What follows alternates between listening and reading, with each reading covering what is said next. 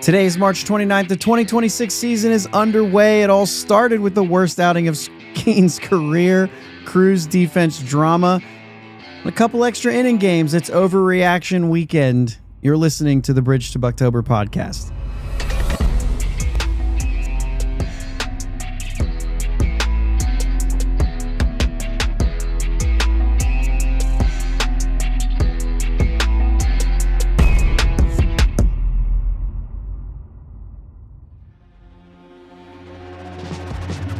Yins, guys. Thank you for listening to the Bridge to Buctober podcast, where we talk all about them Pittsburgh Pirates and that. My name is Josh. His name is Jake. What's up, Jake? What's going on, man? So we're hotspot, right? Yeah. Do we have the phone battery is charged? There we go. A portable guy. I don't know how much charge is in that thing, but hopefully we're good. I don't know. I love it. We're going to get here. We're determined to make it happen. Yeah. Great job, Jake. Everybody give Jake a round of applause for the tech support of himself and trying to make... I mean, I'm not kidding you guys. It was like 8:28 and 30 seconds, and his screen went black. So this was like last minute. He had to come up with this. So right there, Pirate Takes says, way to go, Uncle Jake. Tech whiz. Listen, Josh says, can you tether to your phone? I was like, I don't know what that means. That might date me too, using the word tether instead of hotspot. So that's it. You know what I mean? It's fine. It's fine. We're all good here. Listen, it's been fine. It's been a weekend. This is fine. Oh my goodness. So obviously, Paul Skenes, O'Neal Cruz, extra innings, drama, overreactions. I mean, throw the 2026 season in the toilet, some people were basically telling me. It's over. That's why we call this Overreaction Weekend, Jake. And it's fun. That's the fun part about it. We can overreact. Yeah. It's fine. Like overreacting is fine. Like we're fans. That's what we do. We overreact to small things. And then the next day we're right back at it and let's go Bucks. Yeah, I think there's something to that. But there's also something like, dude, it's game one. Overreacting is one thing, but stressing out, saying that this thing's over and that, you know what I mean, that your life is miserable. Like, you got to watch baseball today. I don't care if obviously we understand that there is more emphasis on opening day than there is. Like, I think you even said on the phone, like, if this would have happened on June 26th, we'd have just let it go. We would have laughed. It would have been a laugher. It'd have been a laughing moment and we'd have let it go. Mm-hmm. Right. And that's the thing that it's like, I was pumped out. Obviously the first inning, there was shock. There was, I can't believe this is happening. This is the nightmare beginning to the season. Right. But eventually, well, first it started high. Yeah. We'll get into that. Yeah. It started high, but then my goodness, and you know what, like, we can talk about these things. We do a podcast. We like to talk about things. That's what we're going to do. Right. So don't feel like if you're listening to this and you had an exchange with me on Twitter, which by the way, I never take angrily. I'm going to try to make things light. I want to talk ball with people. I don't want to argue. I just want to talk ball. So as long as it stays respectful, we're good. But just to say, like, I had a comment this week that said, same crap, different year. And that when I was like, dude, you know it's not. This is entirely different than anything you and I have ever experienced with this team. Yeah. And that's a pretty easy line to make, even statistically, Jake. This is the first time they'll start the season over 100 million, all those things, right? They went out. They made trades. They signed free agents to add to the offense. They actually did something. Mm-hmm. So to sit here and say, oh, wait, no, we have like half a new team, but it's the same team. I don't buy it. No, it's actually like quite the opposite team, to be honest. You have some offense that we're looking forward to watching all year, and we have some defense that it's going to be a little questionable most of the year. And then normally we're like, well, our offense can't hit, but at least we get to watch Key Brian Hayes play third base, or at least we get to watch these guys glove it, you know? Now it's the opposite. Like, I hope they can glove it well enough. Right. Let's hit. Right. And, you know, defense has been like last year. I know we like to talk about how bad the defense was last year, save Key Brian Hayes. But truth of the matter is, analytically or whatever, if you want to believe that stuff, they were above average. I think a lot of that has to do with left field. I said it a bunch of times that our left fielder last year wasn't as good as the numbers said. Yeah. And so you do get some boosts there and this, that. So I don't feel like defense was necessarily a strength last year, but sometimes it shows up that way because the pitching staff is good. Yeah. So don't be surprised if it shows up that way at some point this season. We've got guys that are in new positions that they haven't played day in and day out. Ryan O'Hearn. And I'm still saying, like, this offseason, O'Neal Cruz taking center field seriously and putting in the work that he put in. I do believe there's going to be a moment where that's going to pay off. It's so unfortunate for him of like, that was really bad. Yeah. And it looked worse than it was, which doesn't help. Yeah. You know what I'm saying? Like, there are... You've played center field. You know how it is. That ball line drive right at you is one of the hardest ones to read. It is the hardest one to read. And he said as much in his post-game interview. He goes, that's a tough one for me. Yeah. I didn't do a good enough job on that one. I will work hard and try to do better throughout the, like, he's still, no, it's not a new position at this point, but he's still learning. It's not as easy as everybody thinks, man. You're going from shortstop to center field.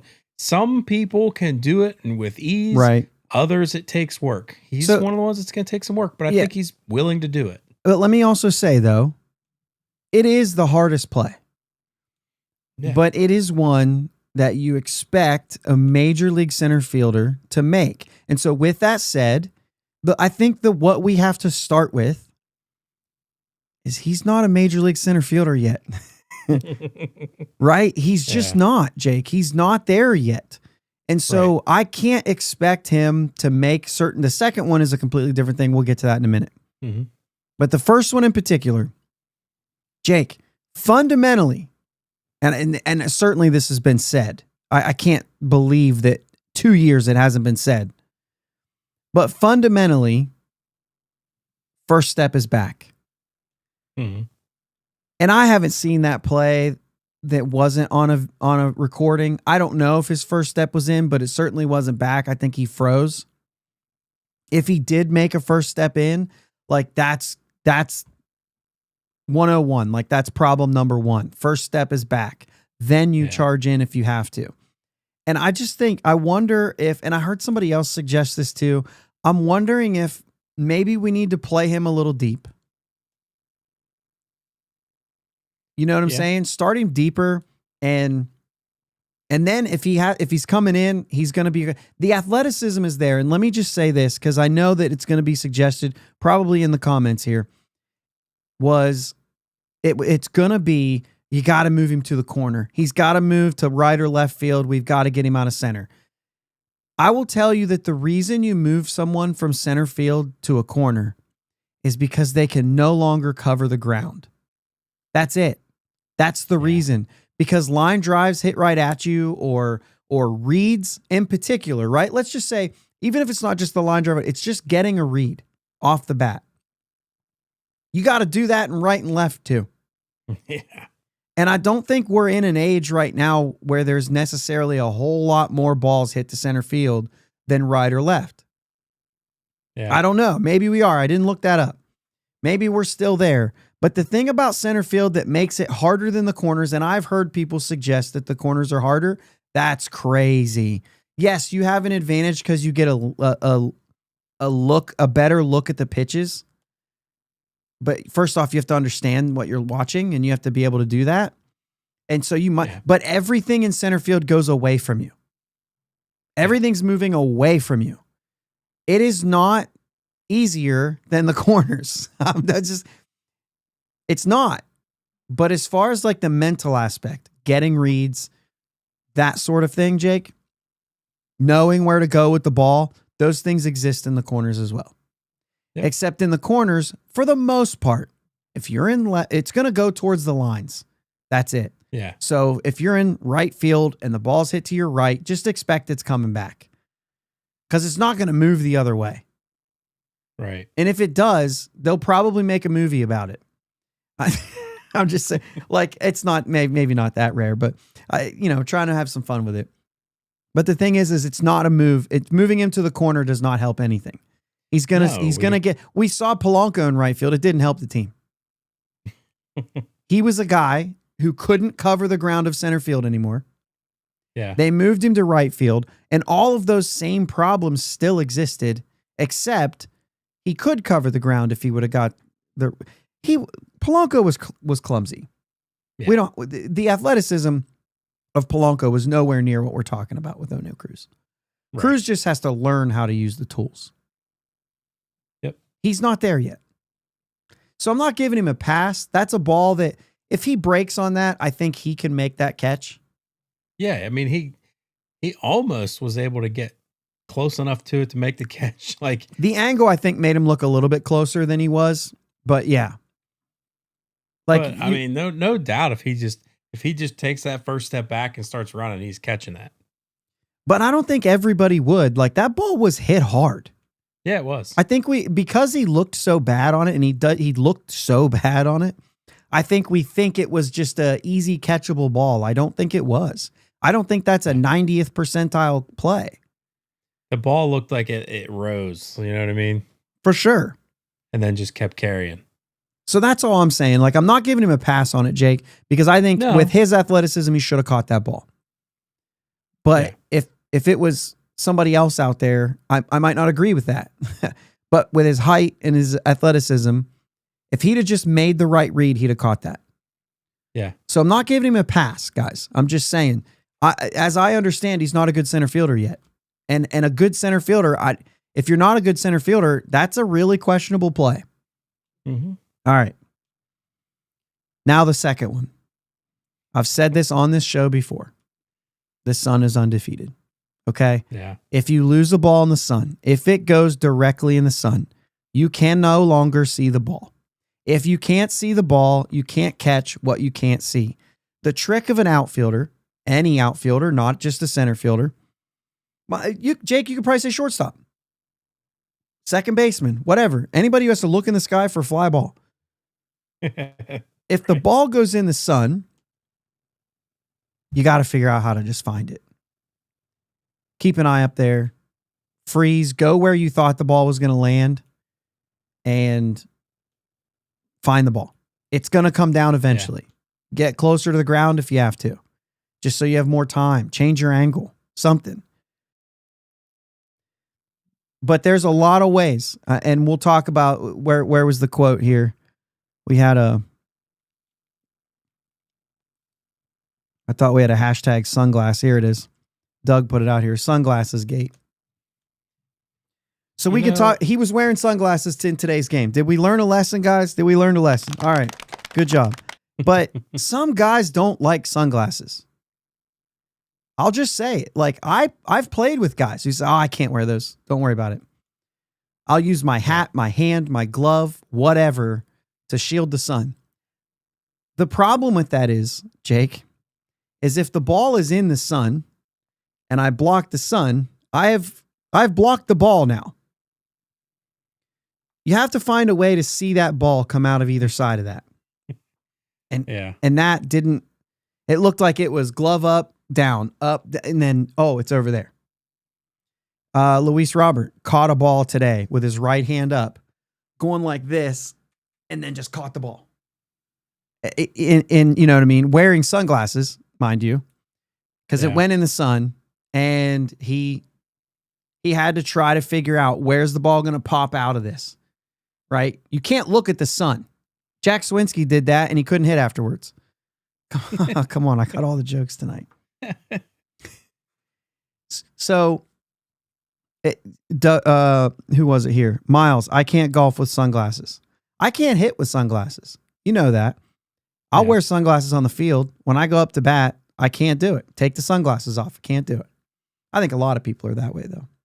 But it is true. I struggle more when I take my sunglasses off. Really? Yeah. It changes night games. No, okay. Okay. All right. So, I don't know.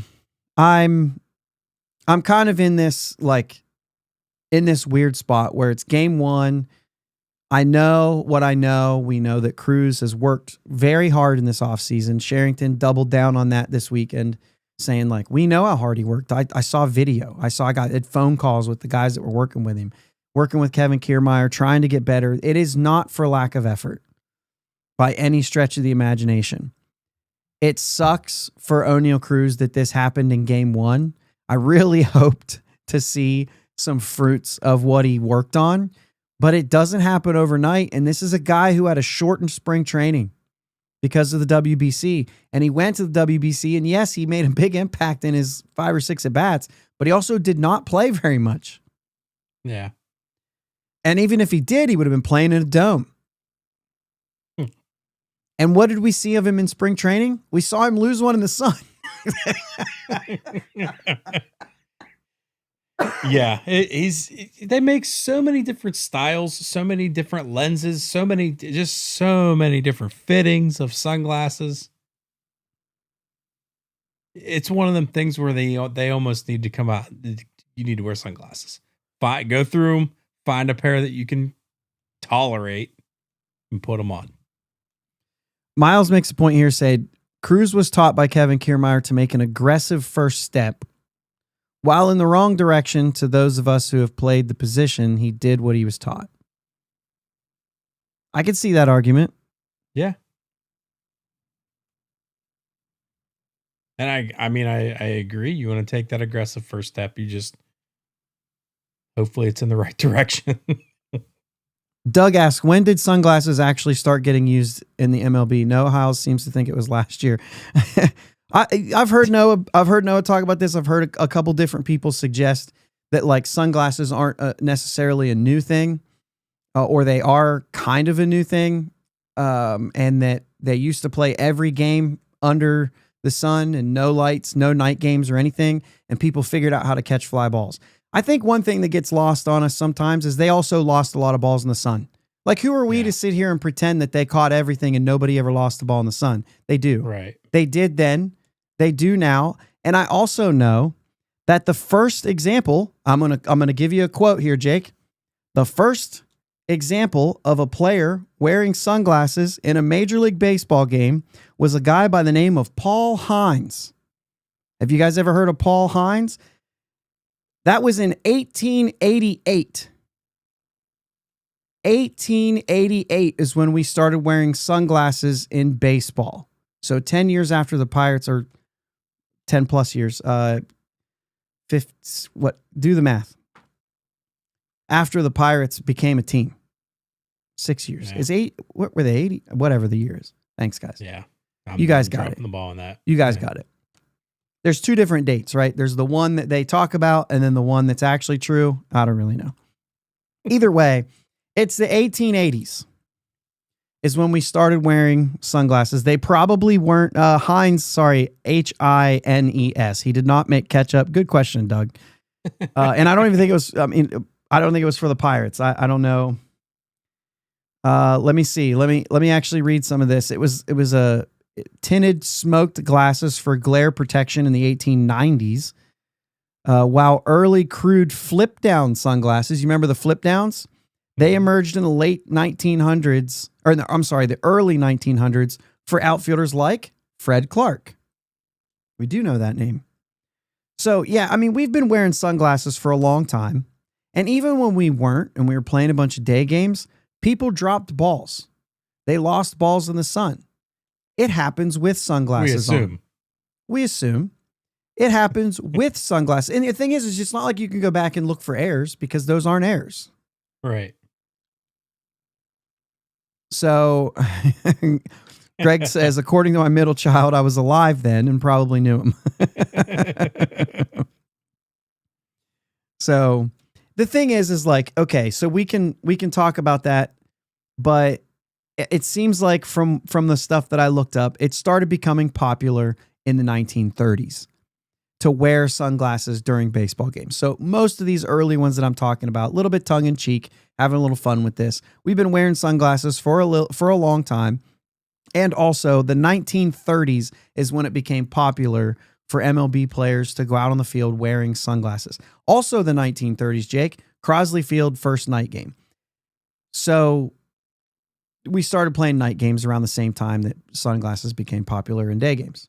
I don't know what you want to do with that information. I guess I would say, though, the Sun is undefeated. Yeah, the Sun is undefeated. It always has been. We're not going to sit here and talk about how all of a sudden somebody just decides that that everyone ever has been able to catch a ball when it's in the sun. Can I say this without getting roasted? Maybe. I can't make any promises on Overreaction weekend. Cruz couldn't see the ball in the sun, yet he was within a 5-foot radius of where it landed on the ground. Like, at least he got a good read on that one before he lost it. He knew around about where it was going to come down. Yeah, maybe. Can I give him that little bit? You think 5 feet? I mean, he couldn't reach it. It was way out of his reach, and he's pretty tall. I bet it was about 8 to 10 feet away from him. Yeah, TV sometimes make things look closer.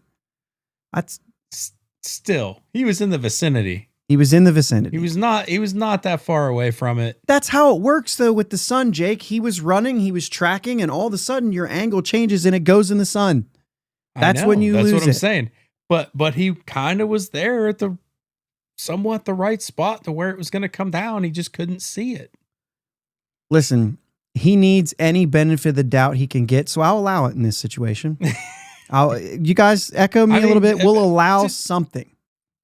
To be fair, like if I lose, I played a lot of outfield. I know it was slow pitch softball mostly, but I played a lot of outfield, and if I lost the ball in the sun, same sun, different ball, bigger ball. Actually, I just run to where I thought, okay, it was coming here. It's going to come down here. I should be somewhere around it when I see it. Yeah, he was somewhere around it when it came down. Like, yeah, keep tracking it until you see it. When he saw it, that counts for a little bit. A little bit. When he saw it, he had already overran it. Yep, it was off. So, yeah, OG makes a good point here. All is forgiven as long as he hits. That's really all it takes here. Right. So Miles says that ball makes an eclipse, like a softball. I was about to say that when you were saying that, like outfield in the softball, it's even harder to lose a ball in the sun, and you're telling me you still do. So that tells me that people lose the ball in the sun, and that's always like the phrase I use is the sun is undefeated. Like you're not gonna see a ball if it's in the sun. You can't. Yeah, it's impossible. No. So if anybody says they do, they've always had a fly ball that was right beside the sun. They've never had one in the sun because you can't see it. No. I know this. You can't see it. So I still, here's the thing. If that doesn't happen right after the first one, it's a different story. Sure. And then it's just the sunglasses story. Because if you're not able to pick it up at some point, and you're not able to shield it with your glove or your hand or anything else, just put on sunglasses. You have to figure it out. Because this is now, like I said, we saw this in spring training. We saw it again. We've seen it before.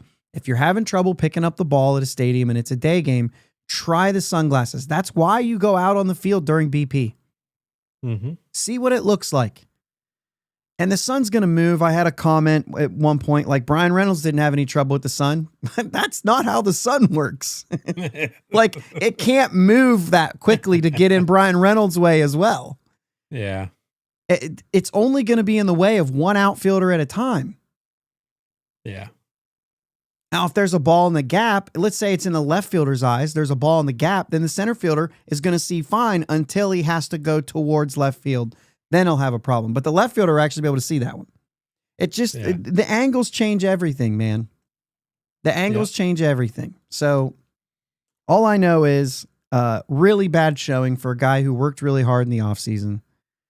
And it sucks. There's no way out of it. Those were 2 bad plays in a row. Yeah. And it cost Paul Skenes and the Pirates 3 runs. Right? He would have given up the other run anyway, because that would have been a sac fly. And Skenes wasn't sharp. Let's move into that. That was the worst we've seen him throw.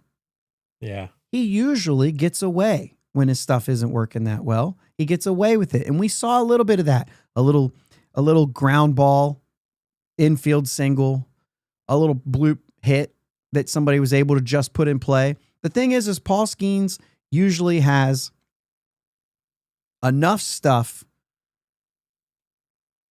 for the swing and miss. He didn't have any swing and miss. He had 1 strikeout. The swing and miss wasn't there. He knows that. 2 things you're not going to get. You're not going to get him to complain about Cruz. Right. Good teammates do not do that. And also, he knows that he wasn't there. What was the number? 46% in the strike zone. And that's the thing. You're going to get light contact when you can't throw a strike. 2 walks, a hit batter. Like, it was bad. Yeah. Spoiler alert, Jake. I doubt it happens again for a while. I mean, everybody gets this kind of thing, and we haven't seen it from him ever in a year and a half. So, like, tell me how much you're worried about it. I'm over it. No, I feel bad for the Reds. You know, yeah. Sorry. Well, sorry, not sorry. To be honest, I don't feel bad for him. That's right. But yeah,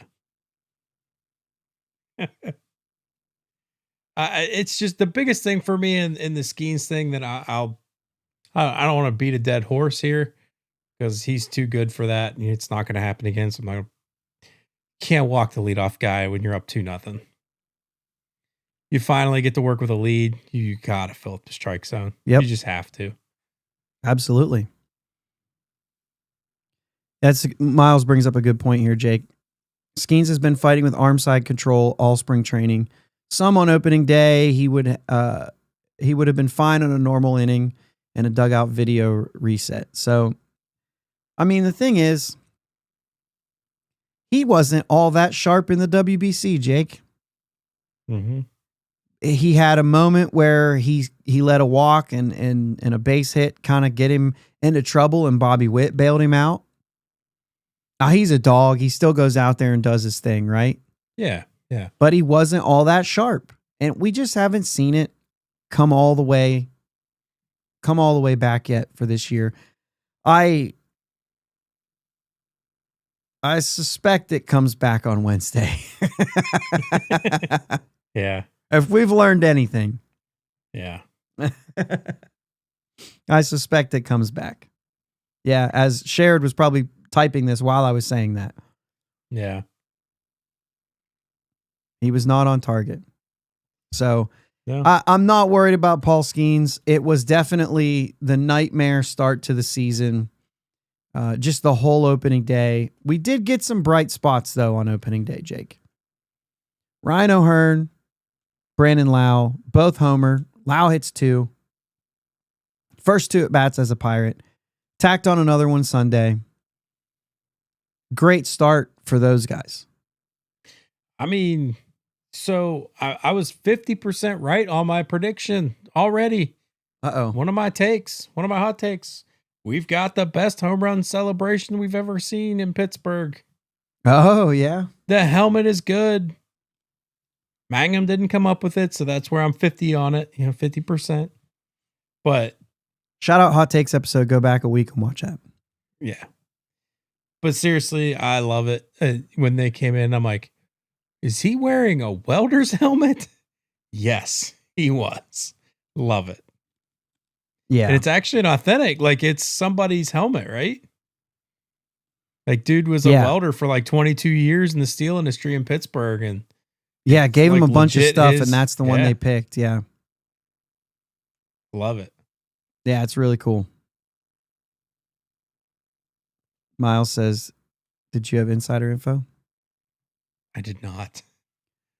I wish. Greg misses the Zoltan, so that's kind of pre-home run celebration. Mm-hmm.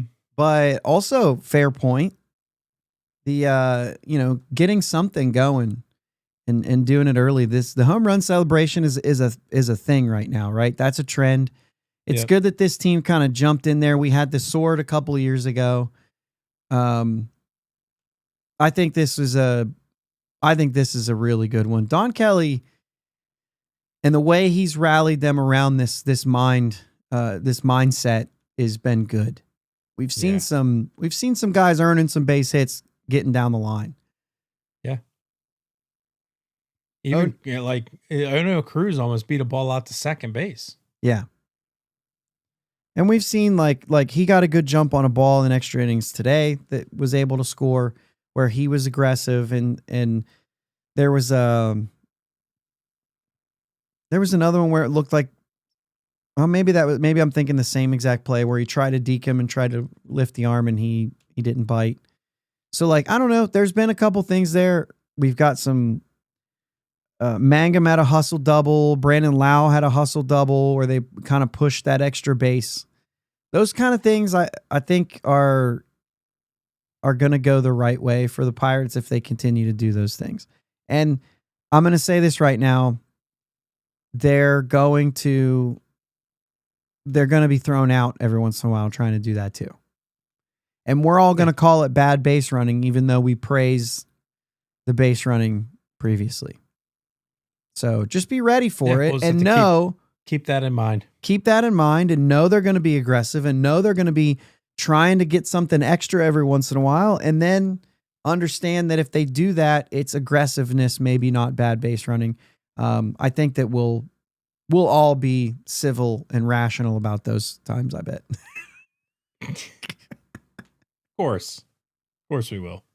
Oh, man.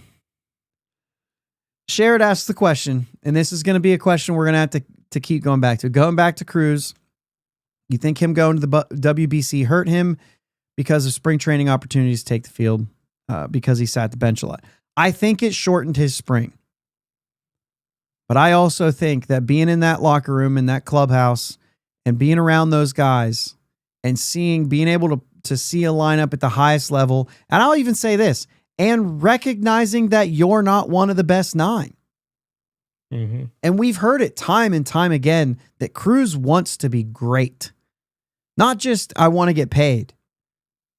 Like, he has the desire to be great. And I know that gets questioned a lot, but if you ever hear from anyone who talks to him, it is a consistent story that that's what he wants.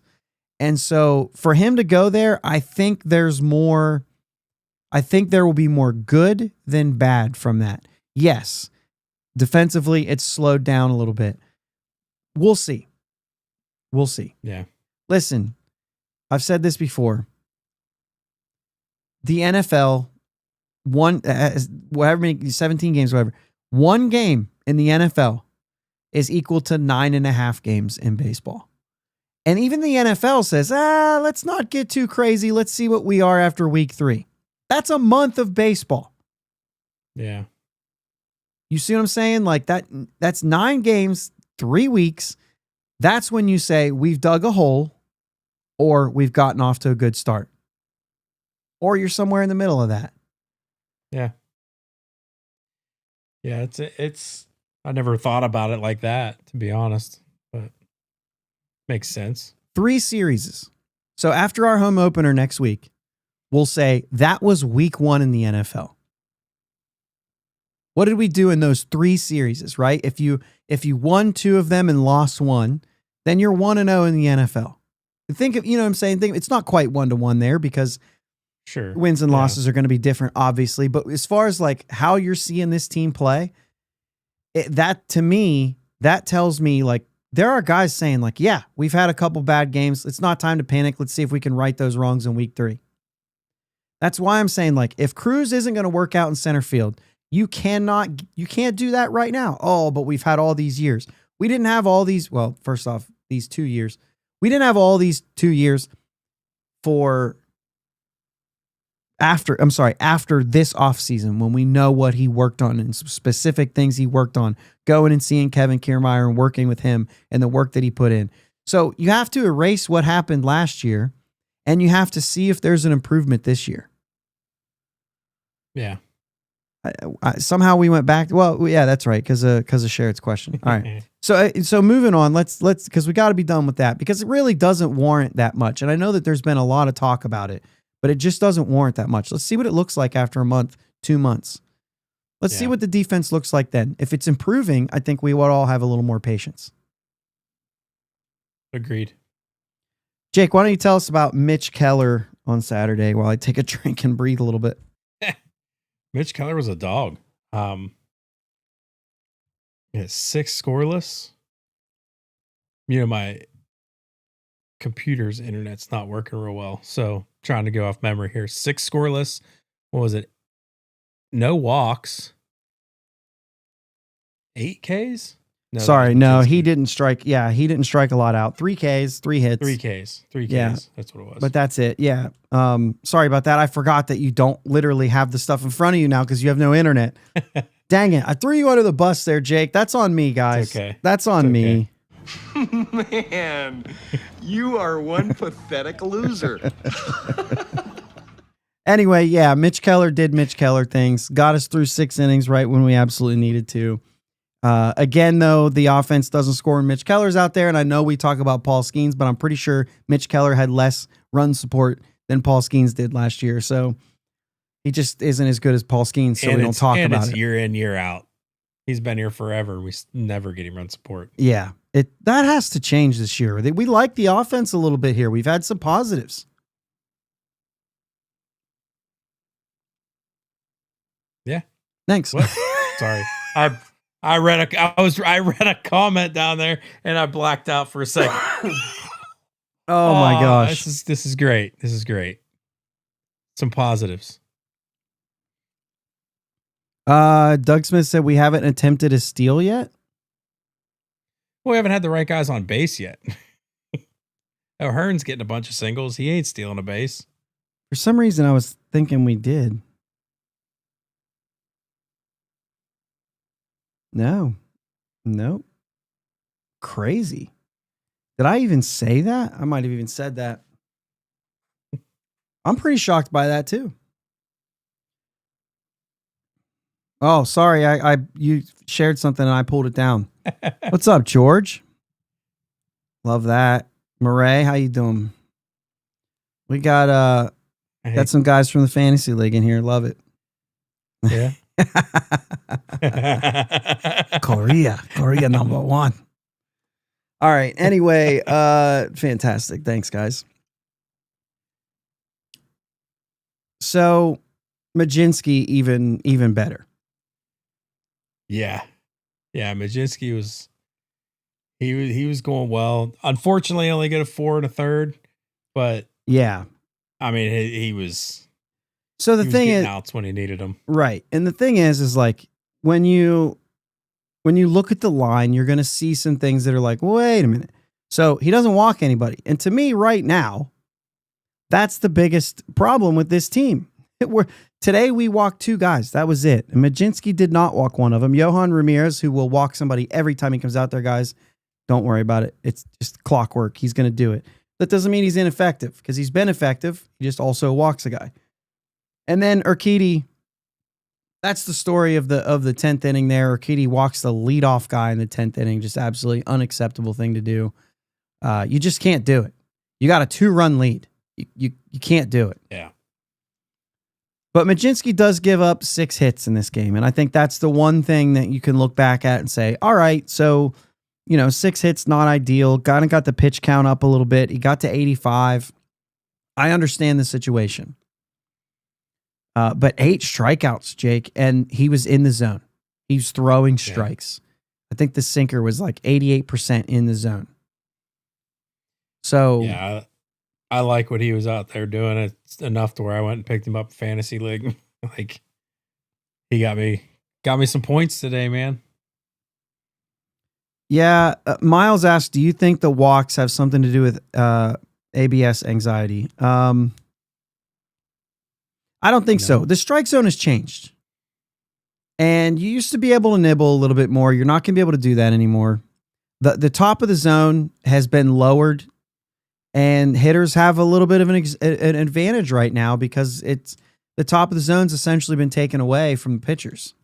And I'm not going to complain about it because I think that the pitchers already had the upper hand. So for me, I think it's fine, but you know where the zone is. You know where right and left is. You know, if you're just sitting there trying to get chases all the time, that maybe the hitters are being more patient because of that. Do you think that maybe there's some truth to that?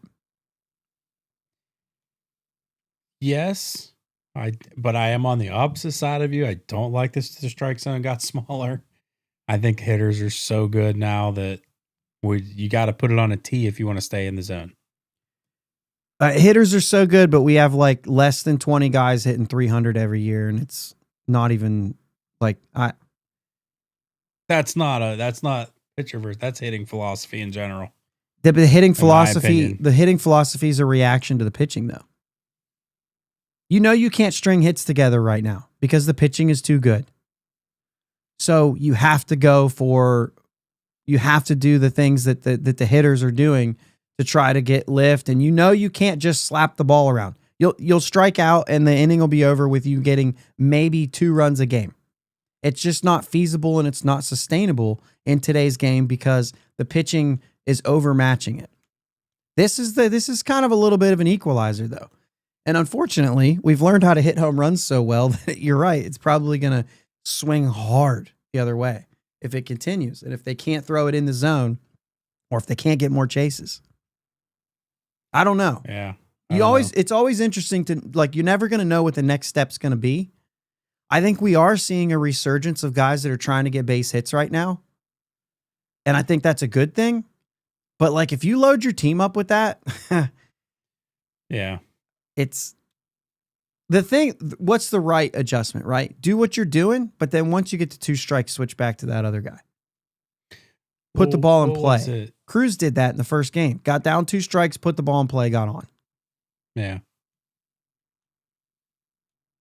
I was watching it. It might have been the Mets game 1. They scored their first so many runs without hitting a home run. They had like 7 runs or something like that before they hit a home run. Yeah, that was the game against us when we walked 9 guys. Yeah. So you walk 9 guys. Yeah, base hits are going to start scoring runs. Is that fair? You're putting Yeah. base runners on, and then they're earning their base runners. So that's different. Yes, you can do that. But when That's what's going to start happening. you with can't the smaller walk strike 9 zone. guys. The Pirates didn't walk 9 guys all of last year. They did it in opening day this year. Yeah. Is that wild or what? That's crazy. If you think that that's just how the season's going to go, Yeah, man, no, it's not. I can't stress enough. Greg says that Urquidy outing felt like a Mike Williams save back in the day. That's probably spot on, except for the fact that, man, at least Mike Williams had a pitch. I mean, Urquidy coming out of there, I thought, what are you doing? Are we segueing right now? Yeah. Yeah. Because what in the world are we doing using Jose Urquidy in extra innings when we weren't winning the game in the 9th? You're on the road. I'm not going to disagree with a lot of what Donnie Kelly brings to the table. But with a tie game in the top of the 9th inning, because you're the away team, is not the time to use your closer. Not my opinion anyway. And I feel pretty strong about my opinion, obviously, right now. Because I would rather give me a 9th inning. Give me a bottom of the 9th inning when it's tied. Give me the L with somebody in my bullpen before you waste my closer in the 9th. If you're gonna win a game as the away team when it's a tie game in the 9th, you're gonna have to do it in extra innings. There's gonna be a save opportunity.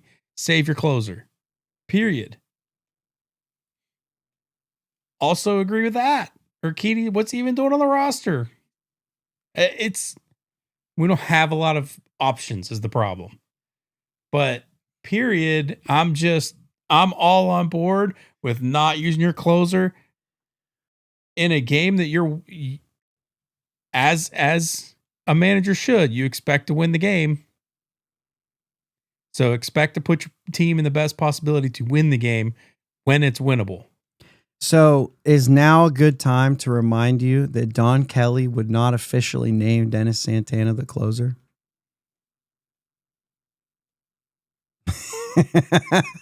Why? I mean, he's the closer, but Yeah. but the talk is But that fine. they Even haven't if you don't- declared it. even if you don't have a closer, you didn't, because this is back-to-back games. He's done this. And not to mention, in the 10th inning, Hunter Barco struggles to get out of that inning, and you Mhm. let him pitch the 11th. I'm all on board for a guy like Hunter Barco to pitch multiple innings, especially late in a game like that. Hey, you held him. We're good. Play to live another inning, and you'll go back out. But he took a loss, or he took a blown save and a loss. Right. Like, I just can't. I can't get behind that one. I don't know what's going on there. Yeah, that one's a little bit different. Obviously, you used a lot of your bullpen a couple days before that. You used a lot of your bullpen that day. And so there was like a situation where you're like, if we're going to do this thing in extra innings, let's get 3-4 innings out of Barco. Throwing him in that moment, I don't know. I mean, like, he's got to be exposed to it. It's not like it's I not don't know that he extra innings isn't late. I guess sometimes it does feel like it's like back end bullpen type guys, right? But at some point, and maybe it's not the 10th and 11th, maybe it's the 11th and 12th or something where you have to say, all right, we need a guy that's just going to give us length and just hope for the best.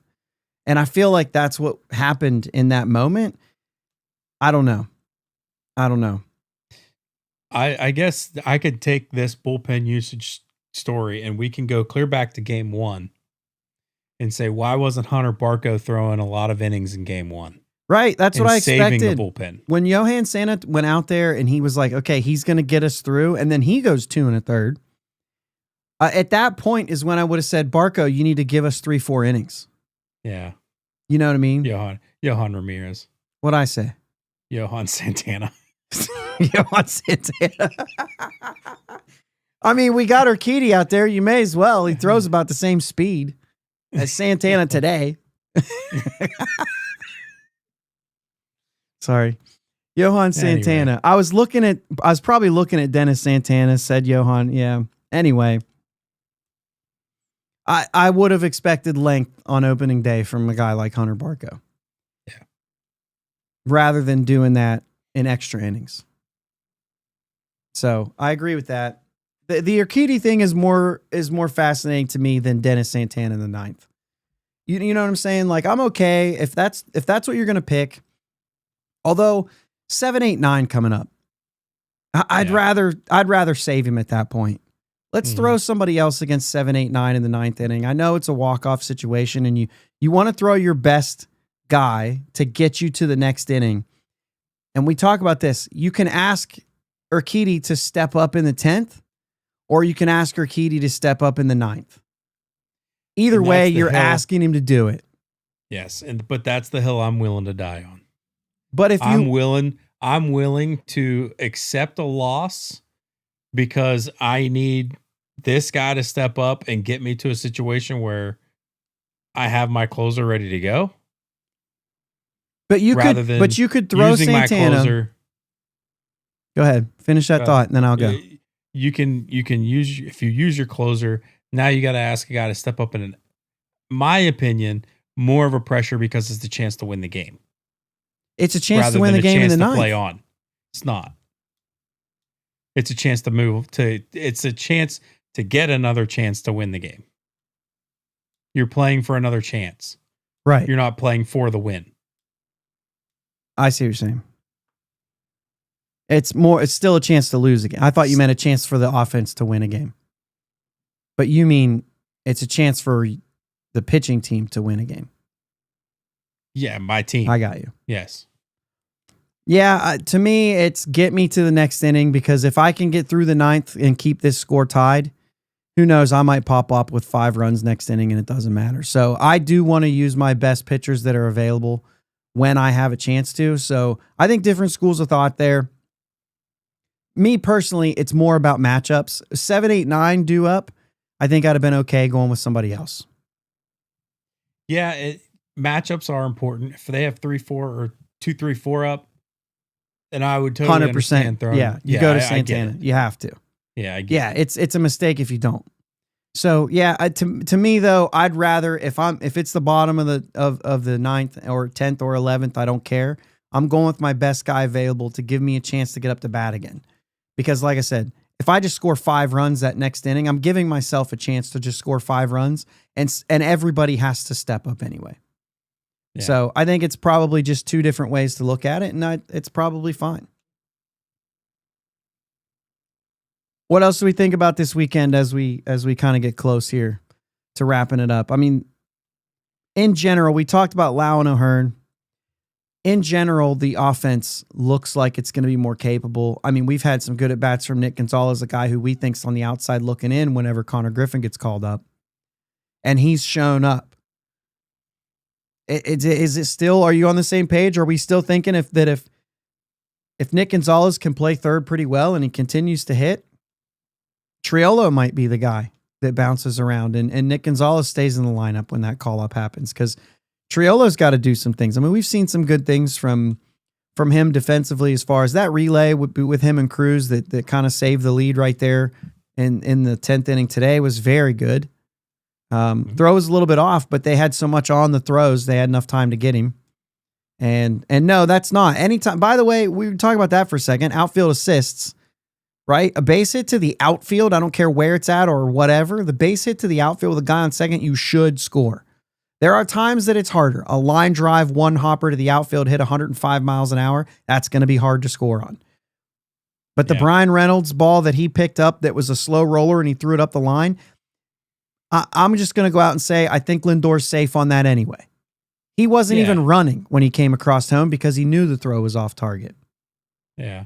So if he just runs all the way through and slides, he's probably safe.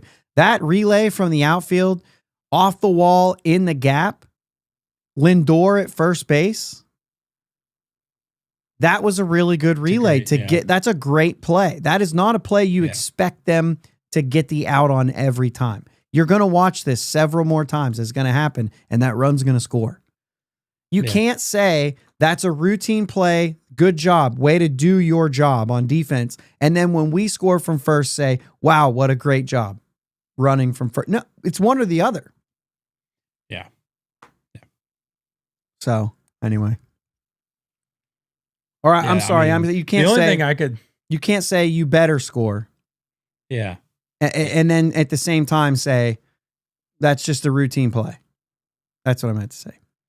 Screwed it up. Way to go. Yeah. The only thing I can say about the Reynolds is no, he shouldn't. I just expect on that specific ball, you have a great angle. All your momentum's going to home.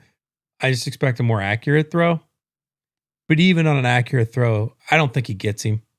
Like it's definitely not a routine play, but that it was a good opportunity to get a good throw off. To get a good throw off, 100%. Yeah. Yes. Yeah. And he let it go up the line a little bit. And I mean, you're not going to be perfect with throws. You're just not. When you're trying to throw the ball that far, you're just not. The other thing I saw was about Brian Reynolds' arm, where somebody criticized that throw from Reynolds and somebody else commented on and said, we already know he doesn't have a good arm. It's quite the opposite. Like, I'm pretty sure we know he does have a good arm. You guys are going to yell on Twitter, man. Just at least look something up. Just at least pay attention. Like Brian Reynolds, it's like his only strong suit in the outfield. We can't take that away from him. Yeah. Come on, man. Martin, I agree with this. Not as good at shorts. He's just not that type of an athlete. He's going to be solid. He's going to make the plays you want him to. If everything keeps going the way it is, I think Gonzalez will end up being our third baseman. But I think you'll see Triolo play a lot of 8th and 9th innings at third base. I think that's a great way to do it. And I would do the same Yeah. thing. If you have a big lead, I would do the same thing with Jake Mangum in center field. Yeah. Because while I'll trust O'Neill out there for 7 innings, we know those mistakes are going to happen, and they just can't happen late and close. They just can't happen late and close. And you know they're going to stack him with left-handers on the mound anyway, and those late inning at-bats are going to be difficult for him anyway. Yeah. So I would be doing that a lot more with Mangum in center field. Late games if they're close. Now we haven't been really in that situation yet. With at least not with a lead. Not with Jake Mangum available off the bench. Right. That's what I'm saying. Yeah, exactly. In that situation, we just haven't really been there yet. Yeah. If we need him to come in, like I said, 3-4 run lead, just preserve that lead. We can't have it. Yeah. And I don't think you can do it, but I'm just going to go with the more sure thing. Yeah. But I got to keep putting O'Neill Cruz in that lineup. He has got to get reps. He's got to get better. He's too important to this team. Yeah. Saw a lot of things on game 2 that said Cruz benched already. He wasn't benched. He wasn't benched. 100% the plan the whole time. Like they knew they probably had pretty much all 3 games already set in the lineup before the series started. And O'Neill Cruz already knew he wasn't going to be playing game 2. If not, that's the easiest way to lose a player. Yeah. There are certain things that I will bench you for. Making mistakes like that is not one of those things. If you come in and you say, get over it, I'm about to hit a nuke, I think I'd have an easier time benching you. But if you're mad and you know that you're trying and you're putting in the effort and you just flat out make a mistake, that is a completely different situation, in my opinion. Yeah. Did you hear that sound? Sure did. Yeah, that was weird. It's not supposed to come through. My Stream Deck with all my buttons just turned off. And so I was restarting the program for it. And because I can't really close this show out until that thing turns back on. That's all my buttons that do our scenes, that do our music, the whole 9 yards. So we're in it right now. Good night, man. We're in it right now. We're not getting out of it until the Stream Deck comes back up. I guarantee that. So let's give that a minute or two. But yeah, listen, overreaction weekend, it's all fine. So long as you laugh about it and you know it's an overreaction, have fun with this thing, man. Listen, we lost 2 or 3 to a team who's supposed to be in the World Series this year. I don't know what to tell you. Like, it's one loss. I'm sorry, the opening day is one loss. It doesn't count as more because we made errors on the field and Paul Skenes didn't pitch an inning. It still only counts as one loss. What's the thing I put up this week? The Milwaukee Brewers last year gave up, I got to pull this number up because I wrote it down earlier today. 36 runs in their first series last year against the New York Yankees in New York, ironically. 36 runs. They scored 14. They lost one of those games, Jake, 20-9, which is worse than what we just had to deal with, right? They lost another one 12-3. 36-14. And then, by the way, they lost their next game too. 14-11. I don't know if I did this math right. That can't be right. Oh, I see. They lost it 11-1. Sorry, I did the math backwards. They lost the next game 11-1. So through their first 4 games, the Brewers were 0-4, 47-15. They won 97 games last year, had the most wins in MLB. And do you remember the overreaction to that? The Brewers stink this year. Torpedo bats are unbelievably the new thing that's going to make this thing take off. That's what happened after the first weekend of baseball last year. And I forgot that was all against the Brewers. And instead, Nobody's talking about torpedo bats. And the Brewers won 97 games. That's why it's overreaction weekend. This team is a better team. Yes. Yeah. Stop hinging your happiness on one game, guys. Jeez Louise. We've got to calm down a little bit. This is baseball. I picked them to win 84 games. How many losses is that? 78? I think that checks out. Something like that. That means they're going to lose 78 times, 76 more times. Whatever your pick was, enter that number. If you're upset about one, even fantastic teams are going to lose 60. It's going to happen. It's okay. Give it some time. Yeah. Give it some time. Cincinnati Reds this week, and it is going to be a doozy because they're going to throw 2 lefties to us. That's going to be fun. Williamson, game 1.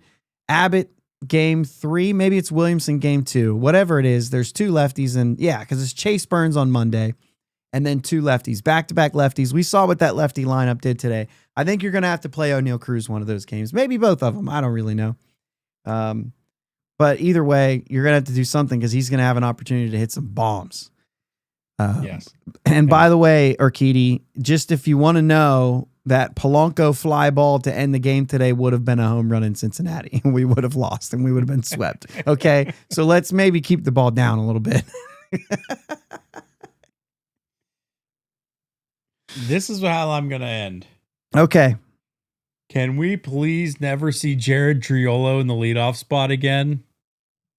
You're going to see it 2 more times this week. Going to see it. Yeah. Yeah. I know. Yep. It's going to be Tuesday and it's going to be Wednesday. He's going to be standing there at bat to start off the whole game. It's going to happen. And I don't really know. Like, listen, until Connor Griffin comes up, it's going to be Triolo. Yeah. After that first at bat, I'm just, whoever's batting in the 2-hole, to me, I'm just going to think they're our leadoff hitter for that game. And Triolo's batting 9. I get it. And the other manager probably thinks the same thing. It's possible. I got 8, 9, and you're facing 8, 9, and 9. Yeah, 8, 9, and 9. Hey, Henry Davis. We talked about trusting the process, and maybe something's going to happen about that. I actually have liked a little bit of what I've seen there. It hasn't, it's just too early to say whether something's good or bad. Right? Yeah, I like what I've seen so far. Yeah. Looking through the things here just to see if there's anything. Pitt City What says, KG playing great as usual up in April. Yeah, before April 10th. Before April 10th. He's going to be in Columbus next week. This week, rather. What is today? Yeah, this week. Literally, this week. I will be in Columbus, so make sure you guys are tuned in to our, at least the Twitter account. I'll try to post some stuff on Instagram there. I'm trying to get used to this Instagram thing, okay, guys? I used to do it. I don't do it anymore, and now it's like I got to post more stuff on there. So I'm trying to get there wherever you are. Everything that goes on Instagram ports over to Facebook. That's the way I like it. That way I don't have to get on Facebook either. But follow along. We're going to be I'm going to try to do anything I can to show you what's going on down there. I'll try to take some video, get it up on Twitter as soon as I can. Obviously, we have a number of top prospects that are playing. I think there's like 8 top 30 prospects that are playing in AAA right now. If that tells you a little bit about the depth going on right now, I think it's a good sign. So anyway, I'll be down there. Termar, Connor, Esmeralyn Valdez. There's a lot of guys down there right now, as well as pitchers that are interesting at least. Yeah. So I'm going to be down there every day but Friday because we have the home opener coming up this week. I'll be in Pittsburgh for that, but I'm literally going to try to be in Columbus every single day. So, I thought you were going to say it was Hawaiian Shirt Day, but yeah, it is the home opener. It is. Friday is the home opener. So, yeah. Also, could be Hawaiian Shirt Day if you want it to be. Just depends on the weather. I don't know. Weather doesn't look great this week. So, we'll see how many of these games in Columbus we get in. We'll see how the weather changes on opening day. Home opener. And then we'll go from there. But as always, appreciate everyone who listens to this show. We are still working on things in the background. More on that later.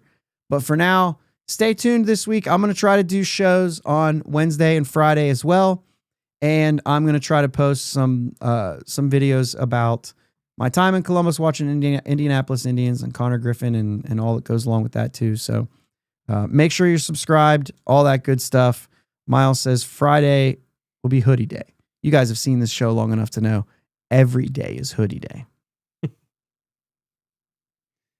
I was literally just sitting on the beach yesterday in a hoodie. Because I'm a ginger. That boy.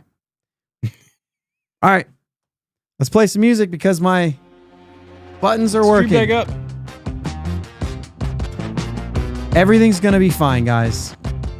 Let's see how this goes. We got the Cincinnati series coming up, and then they'll be home.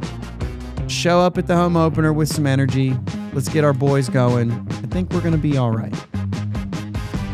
Let's go, Bucks. Let's go, Pirates! Thanks for listening to my dad and Uncle Jake on the Bridge to Buctober podcast. Follow them on Twitter, Facebook, and Instagram at Bridge2Buctober. Don't forget to subscribe so you know when new episodes are released. Clear the deck, cannonball coming, and let's go Bucks!